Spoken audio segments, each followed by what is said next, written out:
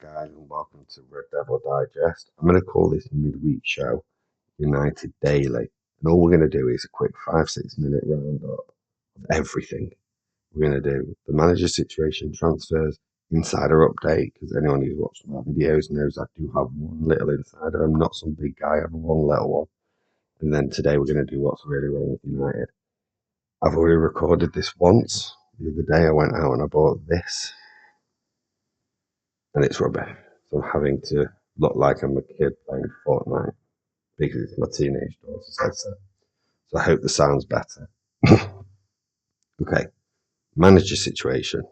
Ollie and Carrick are coming in this weekend prior to the Brighton game. Ollie's deal is 50 to 60k a week apparently, which is nothing in comparison to what he was on. Nothing.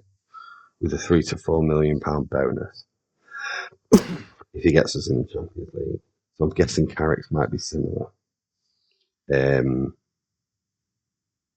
was a rumour today on some of the other YouTube channels who I swear they just pump content out for the sake of content. It's not real, there's no source, there's nothing behind it. But Fabrizio Romano said today that the United Xavi rumour is nonsense. Xavi would love to come and manage in the Premier League. Love it. There's never been any contact between United and Xavi. Ever. Actually, what's broken tonight is about 2 hours ago. It's the reason United are going for an interim manager is because there's 3 managers they want, and they all become available at the end of the year.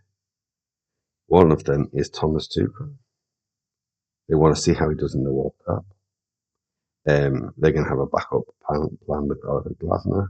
But the other 2 that we know about is Mauricio Pochettino, which you know that United have admired him and taken him for dinner and all that for a couple of years now.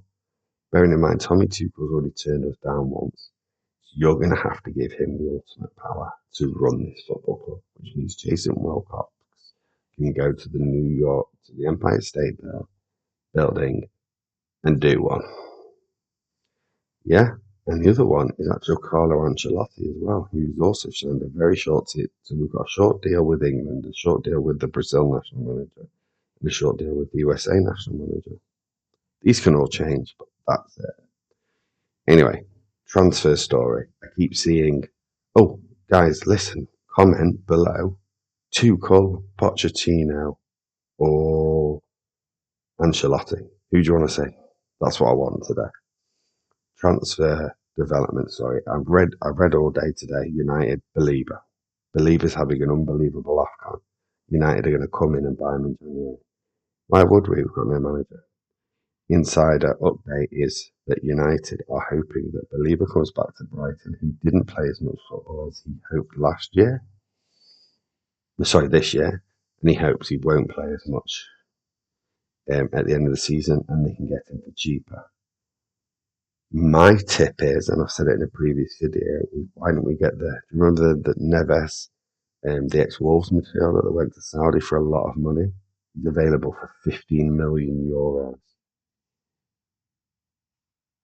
He wants to come back to the Premier League. He wants to come back to Europe. To me, that is an absolutely insane deal because for an interim manager, he's great. But if you bring a bigger manager in, he's great. And he'd just be a great squad player, wouldn't he?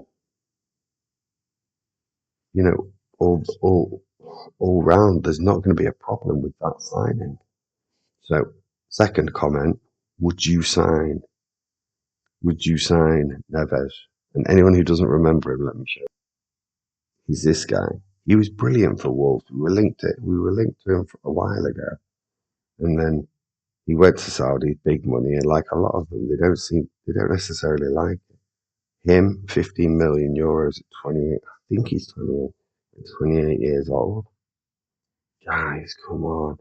Whoever you bring in, he's gonna be a great squad player. You should have never got rid of Amrabat, honestly.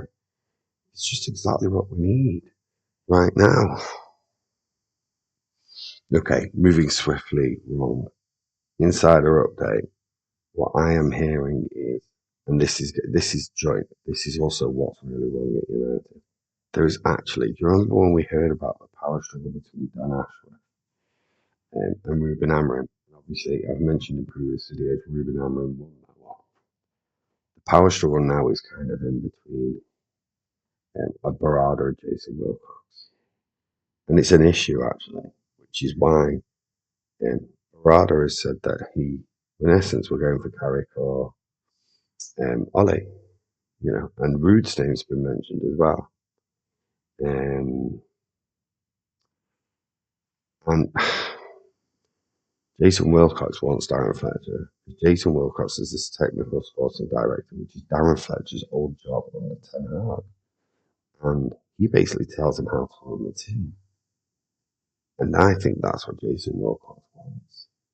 So where this Jason Wilcox has brought through all these players at Southampton's gone on, I'll never know. But that is the problem. And the problem you've got right now is if you go and, like we say, the manager situation, you want Tommy Tuchel. And again, guys, don't forget to put in the comments which manager you want. Whether it's Thomas Tuchel, Maurizio Pochettino, or Carlo Ancelotti. These guys manage football clubs. They're not interested in sitting with Jason Wilcox every day and spending an hour with him or talking tactics. Which players he likes. They don't. They run a football club. That's what they do. This is an issue because if you go for a manager like a De Zerbi, a good manager but a younger manager, these guys are now used to working with sporting directors. Arne Slot does it. These guys are used to working with sporting directors. That's what they do. But these big managers, Thomas Tuchel, his problem at Chelsea was he didn't want to take orders. England, he is left to do what he wants. Maurizio Pochettino came out very publicly and said they won't let me spend money. Carlo Ancelotti, after everything he has done in this game, he gets what he wants. You have to give him what he wants. You can't come to him 6 months and go, there's no money. And they'll go, I'll leave then. He went to Everton because Everton said they had a load of money. When that guy said, oh, by the way, I don't have that much money, he just left. Went to Real Madrid. You can't do that. So I do think that Jason Wilcox probably needs to be launched off the Empire State Building. That's my gut feeling. I thought it was a good signing originally, but I think he's a problem now. So over the next few days, I'm going to do, because I think we've got a really important next 2 weeks, because we've dropped 6 points against the bottom three. It's unbelievable to think we've dropped 6 points against the bottom three. But now we are playing teams. I think we've got City, Arsenal, we've got Villa to play, we've got another Liverpool. Guys, you could see us we look close now, but you could see us really drop. And I think that right now, we need what we got last time, which was an Ollie bounce. I think Ollie gets a really rough trot in the media. I think he's labelled as this idiot manager. If you look at these are from Match Stat, by the way, you can go on it. It's a really good app if you wrote everything. Obviously, Mourinho 1.97, highest points per game. And you've got Solskjaer and Ten Hag. The difference between Solskjaer and Ten Hag was Solskjaer was more consistent, and it was more exciting to watch. And obviously, Ten Hag was more.